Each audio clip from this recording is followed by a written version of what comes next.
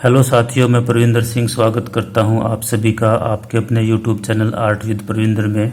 आप जानते हैं कि वीडियो की शुरुआत में हम आपसे एक ऐसा प्रश्न पूछते हैं जो एग्जाम पॉइंट ऑफ व्यू से काफ़ी इंपॉर्टेंट होता है। तो इसी श्रृंखला में आज का प्रश्न है, एक त्रिभुज जिसकी तीनों भुजाएं 5 सेंटीमीटर, 6 सेंटीमीटर और 7 सेंटीमीटर है, इस त्रिभुज का परिमाप क्या होगा? आप अपना जवाब कमेंट करके बता सकते हैं और साथ ही अगर आपका कोई प्रश्न है त्रिभुज से संबंधित तो वो भी आप पूछ सकते हैं। अब आज का सवाल है, एक त्रिभुज बनाओ जिसका परिमाप DE और आधार कोण B तथा कोण C के समान हो। इस प्रश्न में हमें परिमाप DE दिया गया है, वो हमने ले लिया है। परिमाप का मतलब होता है, यहाँ परिमाप दो शब्दों का मेल है, परि जमा में माप। परि का मतलब होता है चारों ओर का और माप का मतलब होता है पैमाइश। तो परिमाप का मतलब हुआ चारों ओर की पैमाइश।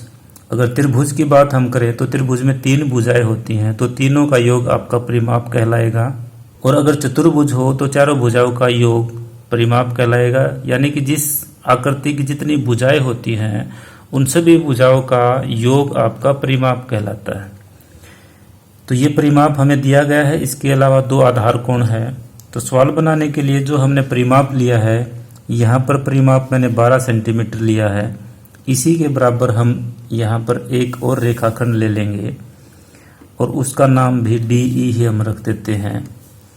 इस DE के दोनों सिरों पर, इस सिरे पर और इस सिरे पर, दोनों सिरों पर हम दोनों आधार कोण बना देंगे। सबसे पहले हम कोण B बनाते हैं। तो एक चाप हम कोण B पर लगाएंगे, उतना ही प्रकार खोलकर हम एक और चाप लगाएंगे D बिंदु पर। जितना कोण ये है इतना हम काट लेते हैं। इसके बाद हम कोण C भी बना लेते हैं। तो एक चाप हम C पर लगा देते हैं, उतना ही खोलकर हम E पर भी चाप लगा देते हैं। जितना कोण आपका ये है उतना कोण आप यहाँ से काट दोगे। अब हम इन दोनों बिंदुओं को मिलाएंगे। अब हमारा जो दूसरा काम होगा वो होगा इन दोनों आधार कोणों का आधा हम करेंगे। तो आधा करने के लिए हम पहले यहाँ पर इसका आधा कर लेते हैं। एक चाप यहाँ से लगाएंगे, दूसरी चाप यहाँ से। इसी प्रकार इस कोण का हम आधा करेंगे। आधे ज़्यादा खोलकर दोनों तरफ से एक एक चाप लगाकर हम इनको मिला देंगे। अब इन दोनों को हम मिलाएंगे, मिलाते हुए आगे बढ़ा देंगे।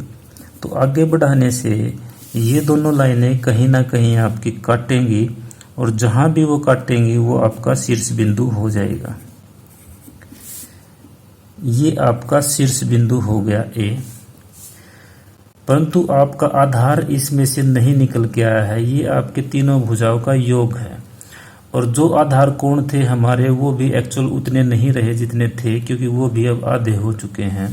तो उसके लिए हम क्या करेंगे, हमारे पास 2 तरीके हैं। या तो A बिंदु से आप इसके समानांतर एक रेखाखंड खींचिए। समानांतर रेखाखंड खींचते ही ये जो कोण है वो वापस यहाँ पर बन जाएगा और ऐसे ही यहाँ से आप इसके समानांतर खींच दीजिए। दूसरा तरीका आपका ये है कि आप AD और AE दोनों का आधा करेंगे। वो आधे वाली लाइन इसको एक जगह काटेगी, इसको भी एक जगह काटेगी। जहाँ काटती है उसको A से दोनों तरफ से मिला देंगे। तो हम आधा कर लेते हैं। सबसे पहले E पर रखेंगे, आधे से ज़्यादा खोलेंगे, एक चाप ऊपर एक नीचे लगा देंगे और फिर A से भी हम ऐसा ही करेंगे।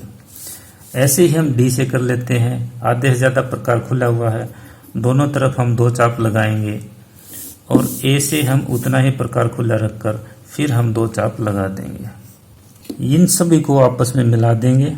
इसको जहाँ काटता है वो आपका B बिंदु आ गया। ऐसे ही इधर से मिला देंगे। ये जहाँ काटता है वो आपका C बिंदु आ गया।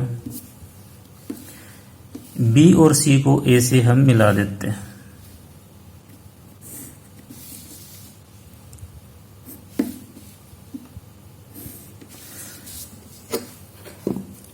इस प्रकार से हमारी ABC अभिष्ट त्रिभुज बन जाएगी। अब हम देखते हैं कि क्या DE इन तीनों भुजाओं के योग के समान है या नहीं है। अब ये जो BC भुजा है ये तो त्रिभुज के अंदर भी प्रयोग हुई है और यहाँ भी है। अब देखते हैं कि क्या ये भुजा इसके समान और ये भुजा इसके समान है या नहीं। तो अगर हम इतना प्रकार खोलते हैं तो ये इसके बराबर आना चाहिए, जो कि सही है।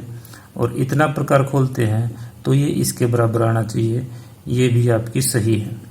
तो दोनों तरफ से आपकी भुजाएं बराबर हैं, तो इसका मतलब DE इन तीनों भुजाओं के योग के समान है, यानी कि यही इसका परिमाप है।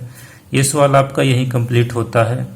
अगली वीडियो में फिर मिलेंगे जल्द ही, तब तक के लिए take care and thank you.